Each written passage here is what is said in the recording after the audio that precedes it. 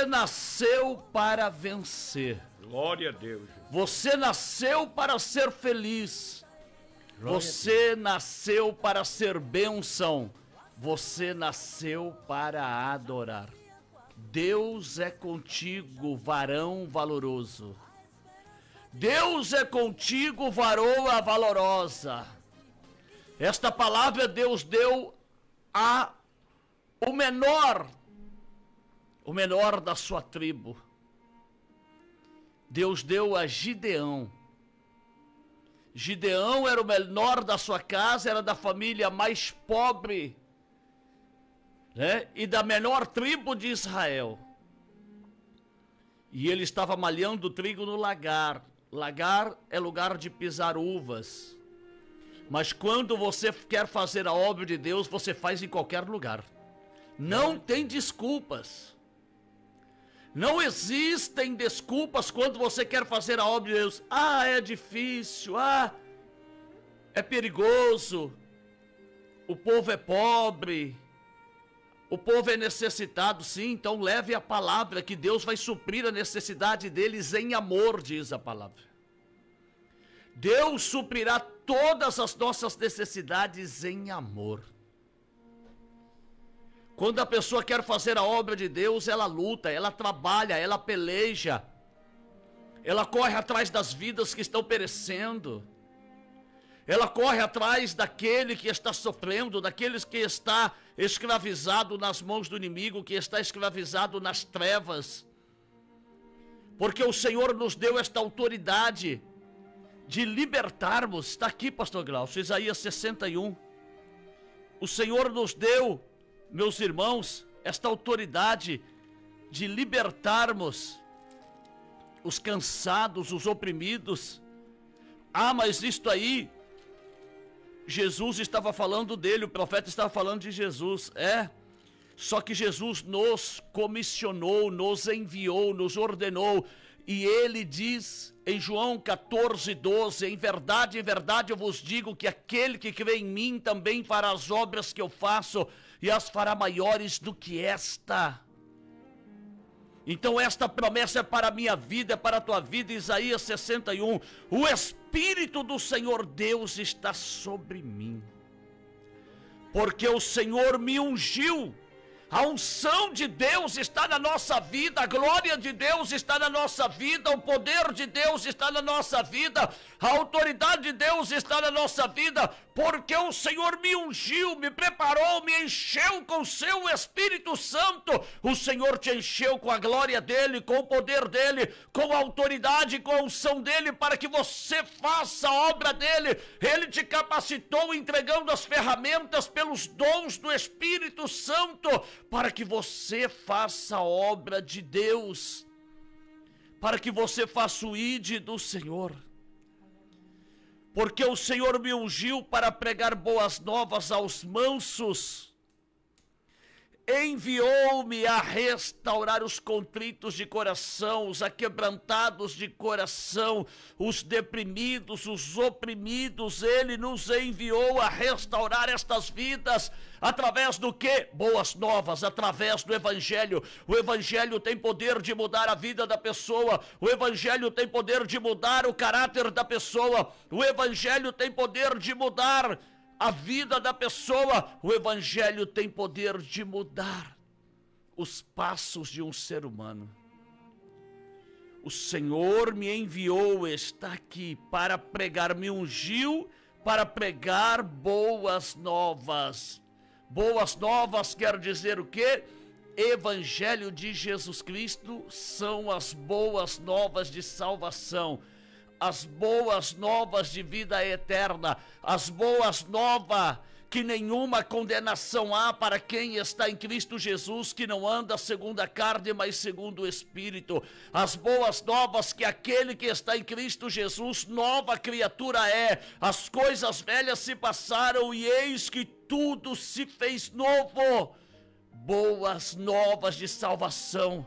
A unção de Deus está sobre a igreja. A unção de Deus está sobre os pequeninos que o Senhor tem levantado. O Espírito Santo habita em mim, o Espírito Santo habita em nós. O Senhor nos ungiu O Senhor nos encheu com seu Espírito Santo para pregarmos o Evangelho, as boas novas de salvação.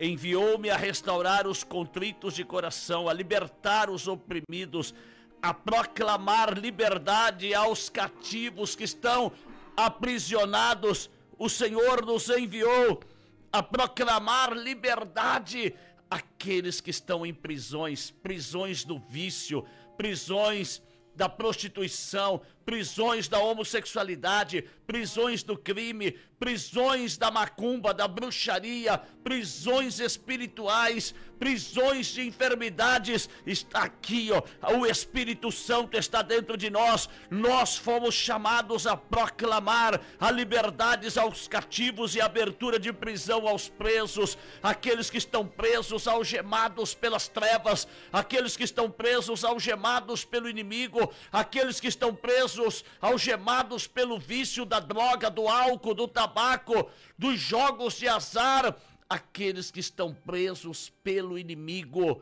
O Senhor nos ungiu, o Senhor nos encheu com o seu Espírito Santo para proclamarmos a liberdade a estas pessoas. O Evangelho liberta, o Evangelho transforma, o Evangelho restaura, o Evangelho limpa o pecador e o transforma em um homem digno, em um homem e uma mulher com dignidade, com honestidade. Pessoas que eram perdidas, pessoas que eram perversas, pessoas que eram totalmente promíscuas, quando ouvem a mensagem das boas novas, a mensagem do Filho de Deus, a mensagem de redenção, de transformação, regeneração e libertação que há em Cristo Jesus, estas pessoas são transformadas, estas pessoas são libertas, estas pessoas recebem a glória de Deus na tua vida, e ali estas pessoas começam a andar em um novo caminho, o caminho da verdade, o caminho da salvação, o caminho que conduz à eternidade. Começam a andar em Cristo e por Cristo, porque o Senhor Jesus disse: eu sou o caminho, a verdade e a vida, e ninguém vem ao Pai senão por mim. Você entra por este caminho, você conhece a verdade, você recebe a vida que há em Cristo, e acontece uma grande transformação, uma grande libertação. E aqueles que te viam em uma vida totalmente errada, totalmente perdida, agora começam a ver a nova criatura que foi regenerada e transformada através das boas novas de salvação. O Evangelho de que assou manto namanai de Jesus Cristo.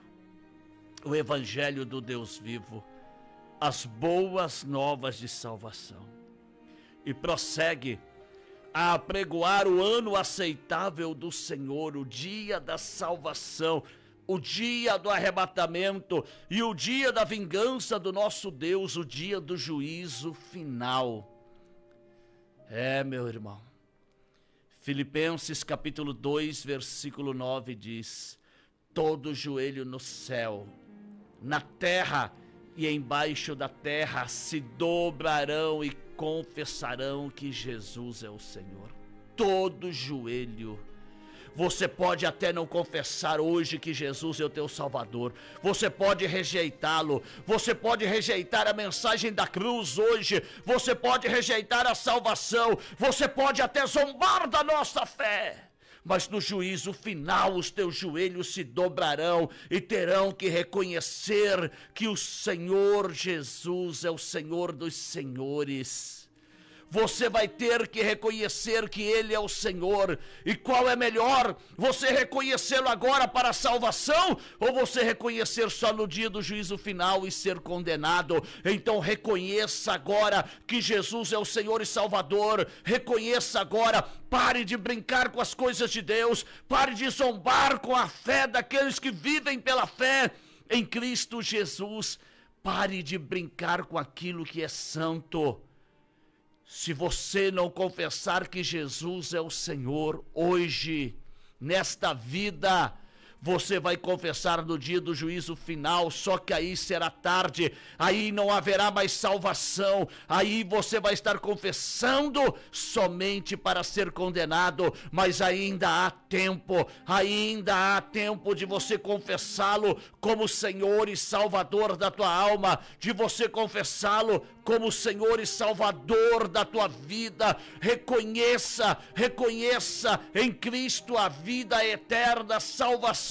Reconheça em Cristo o amor de Deus, porque Deus amou o mundo de tal maneira que enviou o seu Filho unigênito para que todo aquele que nele crê não pereça, mas tenha vida eterna. Deus enviou o seu Filho, um Deus que desce dos céus para viver como homem, para me salvar, para te salvar, para nos libertar. Reconheça em Cristo a salvação e a vida eterna e confessa-o como teu único, suficiente, eterno e exclusivo Salvador. E você que conhece a palavra de Deus, e você que conhece o Evangelho e não vive o Evangelho, se desviou, se afastou, está vivendo na prostituição, no vício, na droga, na homossexualidade, está vivendo no erro, no engano, na mentira, está vivendo no crime. Você conhece o Evangelho, para você o juízo será muito mais duro,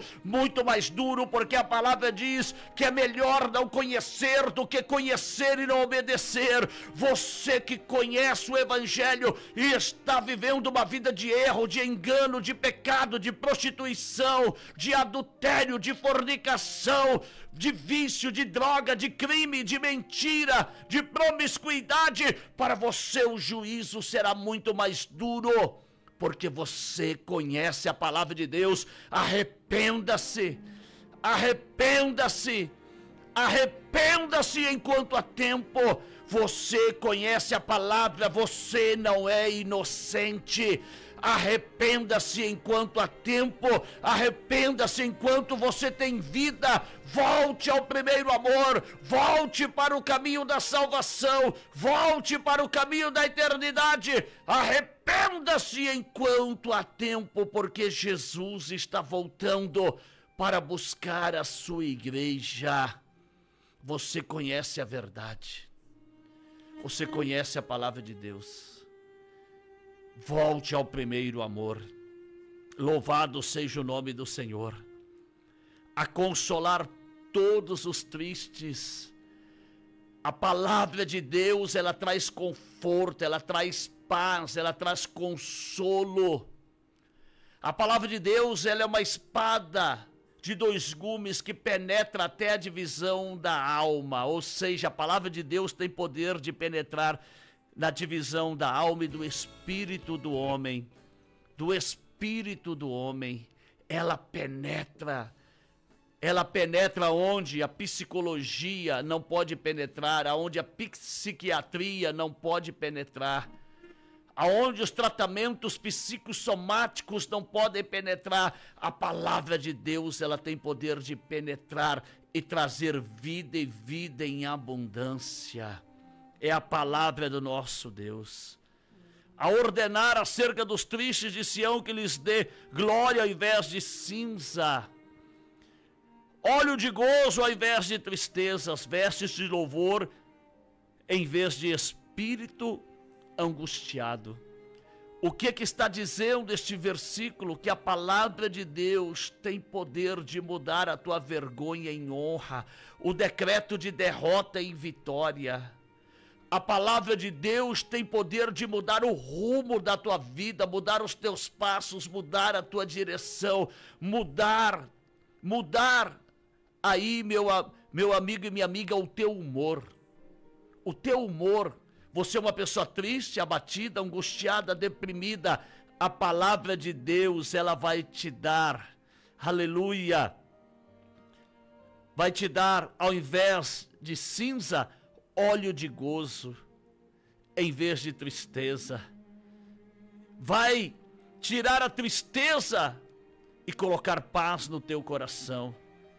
Vai te vestir com vestes de louvor ao invés de espírito angustiado. Ou seja, ao invés de você viver deprimido, oprimido, angustiado, ansioso, você vai ser vestido com vestes de louvor, ou seja, você tornar-se-á um adorador, uma adoradora, servindo ao Senhor com alegria e apresentando-se a Ele com cântico.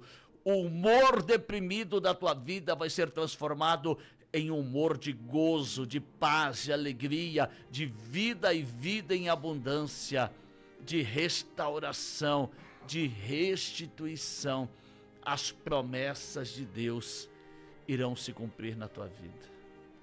É isto. O Espírito de Deus está na nossa vida. O Espírito de Deus está sobre a igreja do Senhor. A igreja está revestida da glória e do poder do Espírito Santo. Deus é contigo, varão valoroso. Deus é contigo, varoa valorosa. Levanta-te e faz a obra de Deus. Levanta-te e faz o ide do Senhor. Levanta-te e marche, porque o Senhor é contigo. E se Deus é por nós, quem será contra nós? Aquele que quer fazer a obra de Deus não dá desculpas, dá resultados. Aquele que quer fazer a obra de Deus, ele vai em busca da ferida, da desgarrada, da abatida, da deprimida, da doente, da enferma. Aquele que quer fazer a obra de Deus, ele vai pelos campos, ele vai pelos valados, ele vai pelos becos, ele vai pelos morros. Ele entra no meio dos traficantes, ele entra no meio do tráfico para pregar a palavra de Deus. Ele não tem medo de morrer, porque o morrer é Cristo e o viver é ganho. Pare de dar desculpas. Pare de dar desculpas enquanto todos estavam escondidos nas cavernas, se lamentando pela perseguição dos midianitas. Gideão estava no lagar malhando trigo. Gideão estava falando: eu estou aqui lutando para alimentar a minha família, para dar de comer a minha família. Eu estou lutando aqui, não vou me acovardar. E Deus olhou para ele e falou: estou te levantando para libertar o meu povo. E Deus levantou Gideão com 300 homens apenas, e ali Gideão vence 120 mil soldados com 300 homens apenas. Sabe por quê? Porque Deus era com ele. Deus era com ele. Deus é com aqueles que são corajosos. Deus é com aqueles que não inventam desculpas. Deus é com aqueles que não se acovardam. Deus é com aqueles que estão prontos a fazer a obra de Deus. Se você não é um covarde, se você não é uma covarde, mas se você tem certeza do teu chamado, e se você sabe que o teu Deus é todo poderoso, não importa a quantidade dos adversários, não importa se é 1000, se é 120 mil, ou se é 1 milhão de adversários, você sabe que Deus está contigo, e que eles serão abatidos, e que o Senhor vai te honrar, entregando a vitória nas tuas mãos. Levanta-te hoje e faz a obra de Deus, porque Deus é contigo, varão e varoa valorosos. Aleluia.